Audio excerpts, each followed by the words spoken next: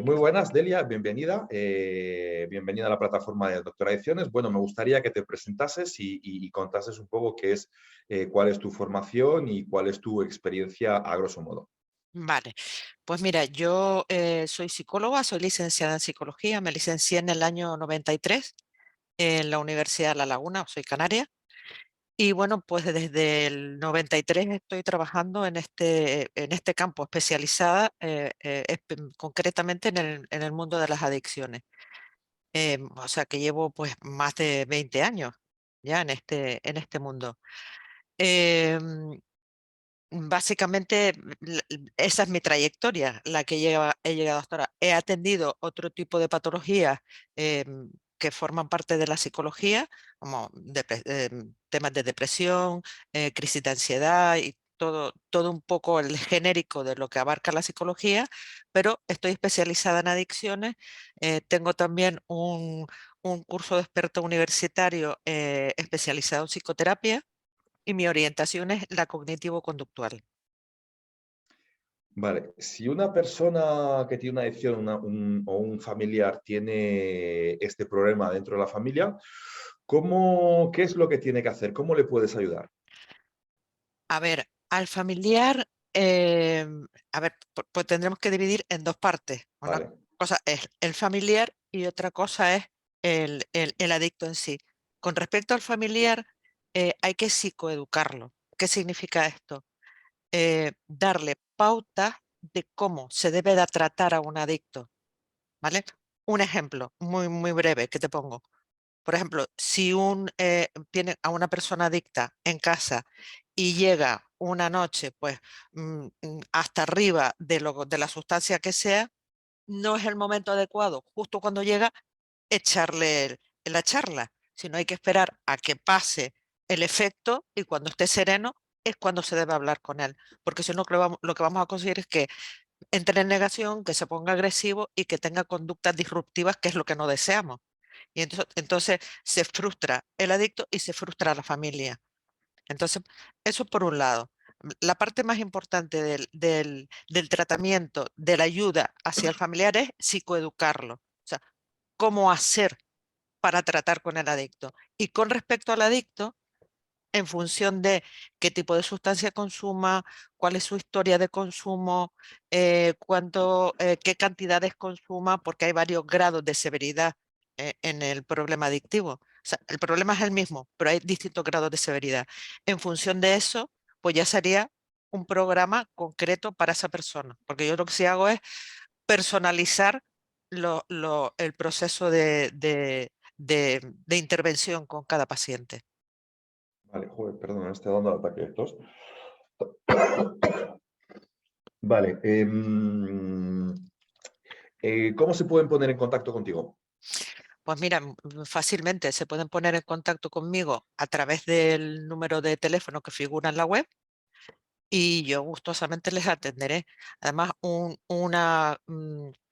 algo que yo siempre, un extra que yo pongo en mis intervenciones con mis pacientes es que tengo disponibilidad permanente con el paciente. O sea, no es solo que yo lo atiendo en las sesiones de grupo o individuales, que ahora hablaremos de esto un poco, si quieres, en qué consiste el tratamiento en sí, de una Ujú. manera genérica, sino que yo me ofrezco como una especie de, por decirlo de alguna manera, como un apagafuegos que cuando estés en un momento de crisis y no quieras consumir, tengas la opción de contactar directamente conmigo. Ujú, perfecto.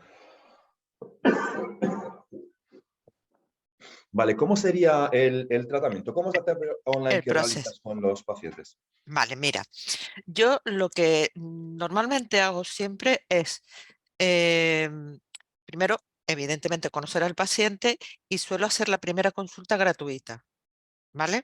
Para ponernos cara, pues ver si hay un buen feeling, porque es muy importante el feeling entre paciente y terapeuta. Entonces, una vez que nos ponemos cara y yo explico todo el proceso, es cuando ya se empezaría el proceso en sí. ¿Y en qué consiste?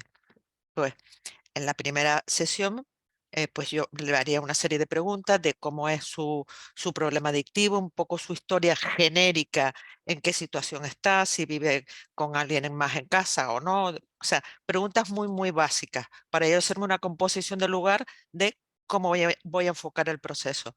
Pero como norma general, lo que yo propongo para la mayor parte de los pacientes que tienen un problema adictivo es por lo menos los 6 primeros meses, que es el periodo quizás más complicado, em, una terapia individual a la semana y 2 terapias de grupo por semana, todo online. Y funcionan, la verdad es que funciona muy bien. Yo llevo bastante tiempo, tengo pacientes de todas partes de España, tengo pacientes también de fuera de España y la verdad es que funcionan bastante bien, funcionan muy bien. Vale.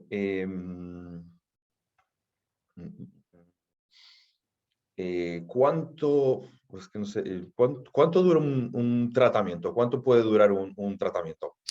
A ver, cada paciente es un mundo, pero por estadística se considera que un paciente está rehabilitado, no curado, porque esto es una enfermedad que no tiene cura, porque es una enfermedad crónica. O sea, y eso hay que tenerlo siempre presente, que esto no tiene cura. Tú no puedes estar en tratamiento un año para aprender a controlar. No, no, no. Aquí no se aprende a controlar. Cuando hay un problema adictivo que ya se ha desarrollado, ya permanece para toda la vida. ¿Vale? Entonces, eh, repíteme la pregunta, Waldo. Vale. Ah, ¿Cuánto ¿cuánto dura tiempo? Vale. sí, cuánto tiempo dura un Entonces, tratamiento? entonces, eh, por estadística, se considera que un paciente está rehabilitado eh, cuando pasan entre 2 y 5 años en abstinencia absoluta, porque siempre va a estar toda su vida en recuperación, ¿vale? Mm, Puedes estar rehabilitado, pero siempre vas a estar en recuperación, mm, porque nunca vas a poder volver a usar la sustancia. Entonces, la palabra nunca es lo que asusta, pero eso es lo que tratamos tanto en el grupo como en las terapias individuales, que es cambiar toda una serie de patrones de pensamiento y de comportamiento también, ¿vale? Que es la clave para que la abstinencia se pueda mantener en el tiempo. Porque mm, lo que es fácil es a lo mejor dejar de consumir, lo difícil es mantenerlo.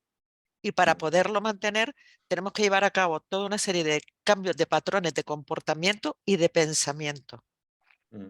Esa es la clave en eso consiste básicamente la terapia cognitivo-conductual, en cambiar esos patrones de pensamiento. Vale. ¿Qué te hace a ti diferente de otros terapeutas psicólogos? Hombre, pues yo creo que personalizo muchísimo el tratamiento y yo me ofrezco a dar mi teléfono personal para que me llamen cuando están en crisis. O sea, yo no uy, que no me sale. Yo no circunscribo la terapia en sí solamente a martes a las 6 de la tarde o los jueves en las terapias de grupo. No, si tú un día X tienes una crisis severa que estás a punto de consumir porque has tenido una exposición indeseada y tienes un deseo irrefrenable de consumir, puedes hacer uso del teléfono, que por eso yo al teléfono le llamo el apagafuegos o el extintor, porque es una manera de, oye, me está pasando esto, y yo sobre la marcha te bajo ese nivel de ansiedad que es lo que llamamos los tirones, ¿no? Ese deseo irrefrenable de consumir. Vale. Entonces, normalmente eso no lo hace nadie. Mm. Psicólogos, por lo menos no, que yo conozca. ¿Por qué es tan importante tener un contacto para hacer frente a estas crisis, un contacto inmediato? Pues porque una de las características básicas de los problemas adictivos es la impulsividad, la falta de autocontrol. Entonces, cuando tú por ti mismo no puedes controlar, cuando lo has intentado 1 millón de veces y ya has acabado por levantar la mano y decir necesito ayuda porque a mi manera no funciona, pues Mm, cuando ves que te viene ese deseo irrefrenable, tienes esa muleta de tener a alguien a quien llamar, a un especialista que sabe exactamente qué es lo que te tiene que decir para bajar ese nivel de ansiedad y que ese mm. consumo indeseado no se produzca. ¿Cómo hablarías a un familiar para vender una terapia o la ayuda profesional? O sea, ¿cuánto de importante es en el proceso? Porque supongo que muchos familiares dicen bueno, que es falta de fuerza de voluntad de los propios adictos y como último recurso buscan la ayuda profesional. ¿Por qué es tan importante la ayuda profesional, sobre todo en las primeras etapas? Hombre, porque esto es una enfermedad. O sea, la importancia básica es que la adicción es una enfermedad, no es un vicio, como hay gente que piensa que es un vicio, entonces es a base de fuerza de voluntad. No, no, no, esto es una enfermedad con todas las letras, reconocida en el libro de diagnóstico psiquiátrico, el DSM-R, y está reconocida por la OMS como una enfermedad, como Mm, una patología psiquiátrica. Entonces, a ver, si fuera cuestión de voluntad, pues mm, no existiría tanto este problema. Es que es un problema, es una enfermedad seria, muy grave, y que el problema de la entidad que tiene esta enfermedad, que se le acabó dando la entidad como enfermedad, es porque la adicción es una enfermedad crónica, progresiva y mortal. mm. Por eso es tan importante al principio, desde que el paciente pide la primera vez ayuda o desde que los padres se dan cuenta de que está viendo un problema, decir, oye, está pasando esto, ¿qué hago? ¿Qué puedo hacer? Y entonces ya ahí empieza todo el proceso. ¿Se puede hacer una detección temprana antes de que se convierta en una enfermedad? Se puede hacer una detección temprana por parte del paciente, es más complicado, porque Mm, al paciente le suele costar reconocerlo. Porque como sobre todo sustancias como por ejemplo el alcohol hoy en día eh, está a la orden del día de que te puedes consumir cualquier tipo de sustancia cuando sales un fin de semana o un fin de año o un cumpleaños, el problema es cuando ya eso lo empiezas a tomar por norma. Pero en esos principios, desde que tú empiezas a notar que el uso de cualquier tipo de sustancia o conducta, porque también hay adicciones a conducta, juego compulsivo, las compras compulsivas, la adicción al sexo. Desde que tú te das cuenta que el consumo o el uso de esa sustancia adictiva o conducta adictiva te genera malestar, ahí estamos hablando de un problema. mm, Ahí ya es cuando se empieza a detectar de una manera temprana el problema, cuando ya no te diviertes, ya no lo pasan bien, ya te fustigas al día siguiente. Y los familiares, desde que suelen verlo antes, pues también intentar ponerse en contacto con un profesional lo antes posible para entrar generar una estrategia para conseguir que el adicto se quite esa máscara de negación y entre en tratamiento, que hay estrategias específicas también para pacientes en negación, que es el intervencionismo familiar.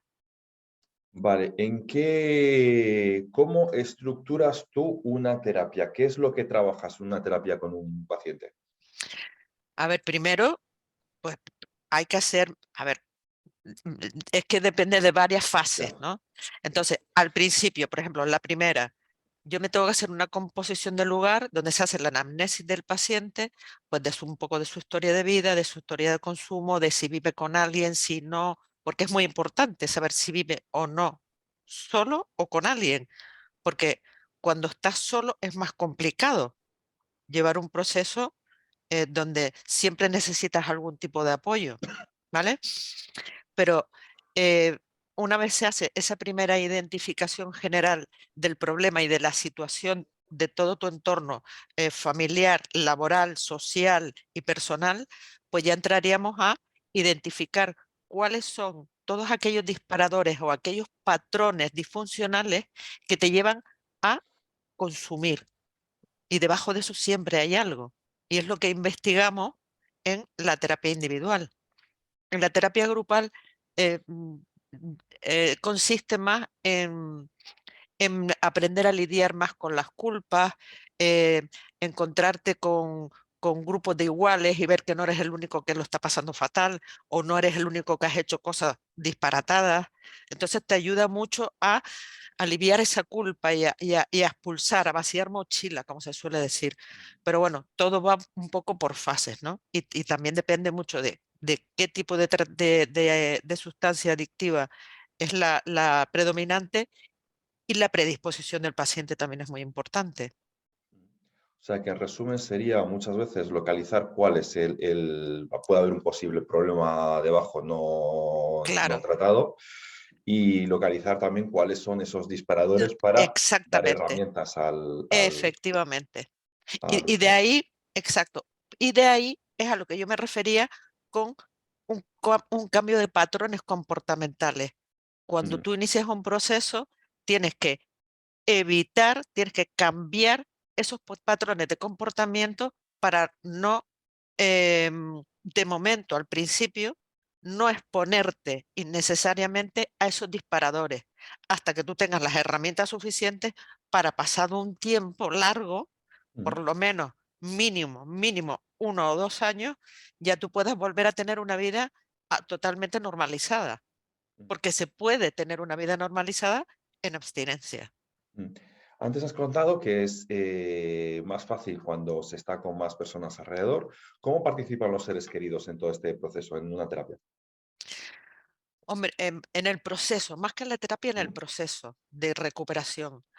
A ver, es importante el apoyo de un familiar porque cuando uno está solo, siente como que tiene que tirar más de fuerza de voluntad porque no tiene a nadie que, no es que sea un perro policía, sino que tiene un apoyo emocional que está siguiendo su proceso. Porque yo lo que hago también con los familiares de mis pacientes es hacer un feedback de cómo va progresando. Y eso le levanta mucho la moral al adicto, porque normalmente llegan con la moral por los suelos, con una vale, autoestima bajísima y demás. Entonces, ese feedback ayuda mucho al paciente para seguir adelante, el ser reconocido de que está haciendo las cosas bien. vale. O sea, que les haces partícipes del proceso que has Exactamente. dicho Sí, sí, sí, yo hago un y, feedback siempre, pero cada ujú, 15 días o así. vale. Y supongo que también les darás herramientas para que puedan manejar las diferentes situaciones. Claro.